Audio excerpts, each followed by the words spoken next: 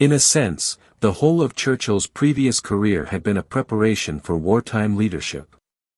An intense patriot, a romantic believer in his country's greatness and its historic role in Europe, the Empire, and the world, a devotee of action who thrived on challenge and crisis, a student, historian, and veteran of war, a statesman who was master of the arts of politics, despite or because of long political exile, a man of iron constitution, inexhaustible energy, and total concentration. He seemed to have been nursing all his faculties so that when the moment came he could lavish them on the salvation of Britain and the values he believed Britain stood for in the world.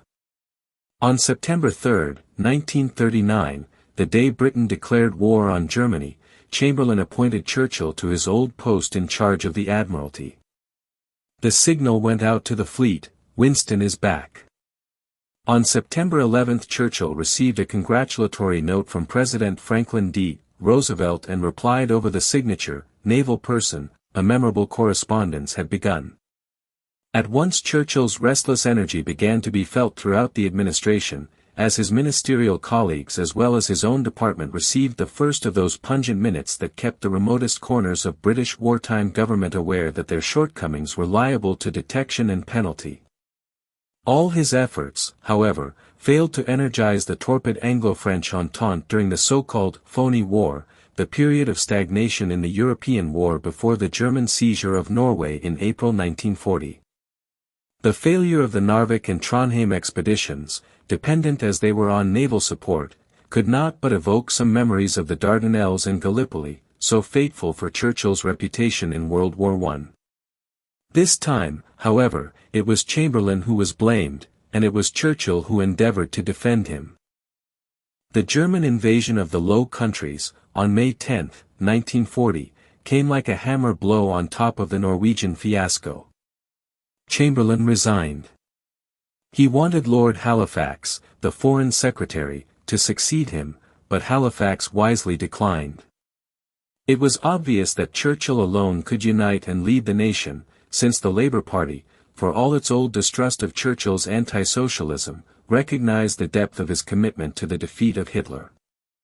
A coalition government was formed that included all elements save the far left and right.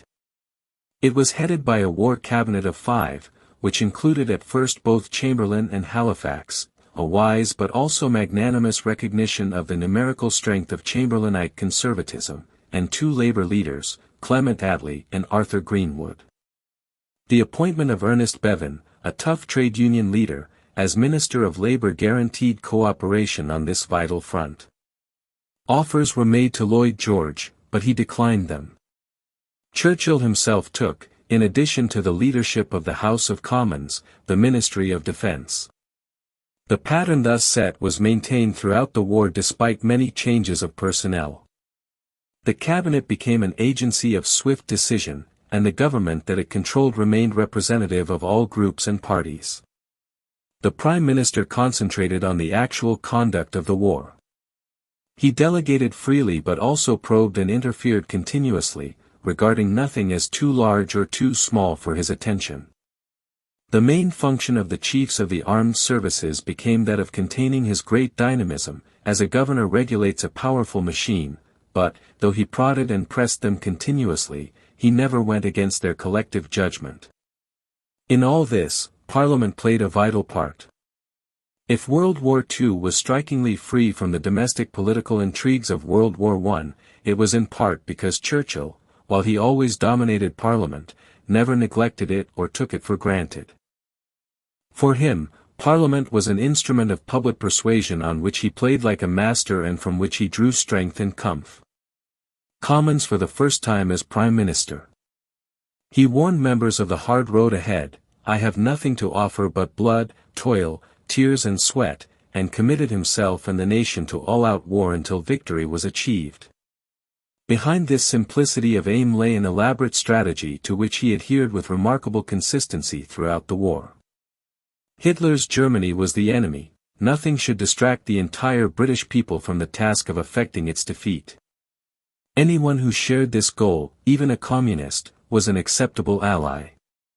The indispensable ally in this endeavor, whether formally at war or not, was the United States. The cultivation and maintenance of its support was a central principle of Churchill's thought.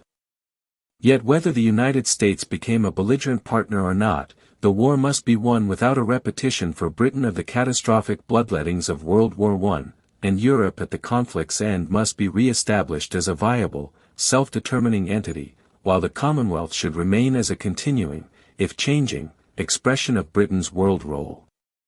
Provided these essentials were preserved, Churchill, for all his sense of history, was surprisingly willing to sacrifice any national shibboleths, of orthodox economics, of social convention, of military etiquette or tradition, on the altar of victory. Thus, within a couple of weeks of this crusading anti-socialists assuming power, Parliament passed legislation placing all persons, their services, and their property at the disposal of the Crown, granting the government in effect the most sweeping emergency powers in modern British history. The effort was designed to match the gravity of the hour. After the Allied defeat and the evacuation of the battered British forces from Dunkirk, Churchill warned Parliament that invasion was a real risk to be met with total and confident defiance. Faced with the swift collapse of France, Churchill made repeated personal visits to the French government in an attempt to keep France in the war, culminating in the celebrated offer of Anglo-French union on June 16, 1940. When all this failed, the Battle of Britain began on July 10. Here Churchill was in his element, in the firing line, at fighter headquarters, inspecting coast defenses or anti-aircraft batteries, visiting scenes of bomb damage or victims of the Blitz, smoking his cigar, giving his V sign, or broadcasting frank reports to the nation, laced with touches of grim Churchillian humor and splashed with Churchillian rhetoric. The nation took him to its heart, he and they were one in their finest hour. Other painful and more debatable decisions fell to Churchill. The French fleet was attacked to prevent its surrender intact to Hitler. A heavy commitment was made to the concentrated bombing of Germany. At the height of the invasion threat, a decision was made to reinforce British strength in the eastern Mediterranean. Forces were also sent to Greece, a costly sacrifice. The evacuation of Crete looked like another Gallipoli, and Churchill came under heavy fire in Parliament. In these hard days the exchange of U.S. overage destroyers for British Caribbean bases and the response, by way of Lend-Lease, to Churchill's boast, "Give us the tools and we'll finish the job," were especially heartening to one who believed in a mixing up of the English-speaking democracies. The unspoken alliance was further cemented in August 1941 by the dramatic meeting between Churchill and Roosevelt in Placentia Bay, Newfoundland, which produced the Atlantic Charter, a statement of common principles between the United States and Britain. When Hitler launched his sudden attack on the Soviet Union, Churchill's response was swift and unequivocal. In a broadcast on June 22, 1941, while refusing to unsay any of his earlier criticisms of communism, he insisted that the Russian danger is our danger, and pledged aid to the Russian people. Henceforth, it was his policy to construct a Grand Alliance, incorporating the Soviet Union and the United States. But it took until May 1942 to negotiate a 20-year Anglo-Soviet pact of mutual assistance. The Japanese attack on Pearl Harbor, December 7, 1941, altered, in Churchill's eyes, the whole prospect of the war. He went at once to Washington, D.C., and, with Roosevelt, hammered out a set of Anglo-American accords, the pooling of both countries' military and economic resources under combined boards and a combined chiefs of staff, the establishment of unity of command in all theaters of war, and agreement on the basic strategy that the defeat of Germany should have priority over the defeat of Japan. The Grand Alliance had now come into being. Churchill could claim to be its principal architect. Safeguarding it was the primary concern of his next 3.5 years. In protecting the alliance, the respect and affection between him and Roosevelt were of crucial importance. They alone enabled Churchill, in the face of relentless pressure from Stalin and ardent advocacy by the U.S. Chiefs of Staff, to secure the rejection of the Second Front, in 1942, a project he regarded as premature and costly. In August 1942, Churchill himself flew to Moscow to advise Stalin of the decision and to bear the brunt of his displeasure. At home, too, he came under fire in 1942, first in January after the reverses in Malaya and the Far East, and later in June when Tobruk in North Africa fell to the Germans, but on neither occasion did his critics muster serious support in Parliament. The year 1942 saw some reconstruction of the cabinet in a leftward direction, which was reflected in the adoption in 1943 of Lord Beveridge's plan for comprehensive social insurance, endorsed by Churchill as a logical extension of the liberal reforms of 1911. The Allied landings in North Africa necessitated a fresh meeting between Churchill and Roosevelt, this time in Casablanca in January 1943. There Churchill argued for an early, full-scale attack on the underbelly of the Axis, but won only a grudging acquiescence from the Americans.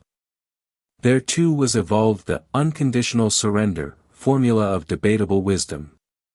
Churchill paid the price for his intensive travel, including Tripoli, Turkey, and Algeria, by an attack of pneumonia, for which, however, he allowed only the briefest of respites. In May he was in Washington again, arguing against persistent American aversion to his underbelly strategy. In August he was at Quebec, working out the plans for Operation Overlord, the cross-channel assault.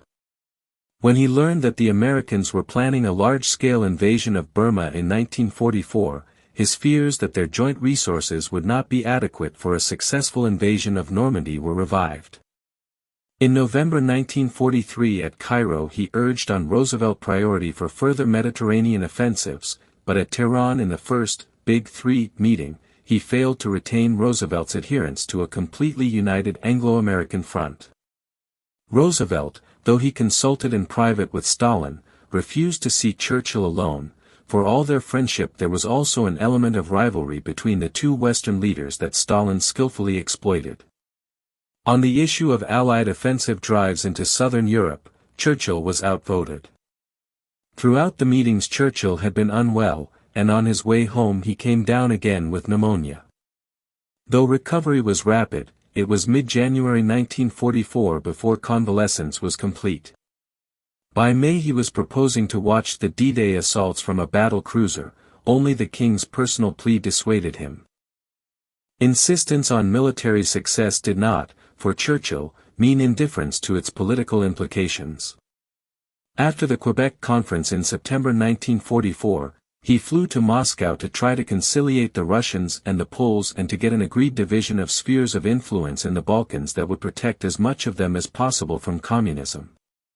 In Greece he used British forces to thwart a communist takeover and at Christmas flew to Athens to effect a settlement. Much of what passed at the Yalta Conference in February 1945, including the Far East settlement, concerned only Roosevelt and Stalin, and Churchill did not interfere. He fought to save the Poles but saw clearly enough that there was no way to force the Soviets to keep their promises. Realizing this, he urged the United States to allow the Allied forces to thrust as far into Eastern Europe as possible before the Russian armies should fill the vacuum left by German power, but he could not win over Roosevelt, Vice President Harry S. Truman, or their generals to his views. He went to Potsdam in July in a worried mood. But in the final decisions of the conference he had no part. Halfway through, when news came of his government's defeat in parliamentary elections, he had to return to England and tender his resignation.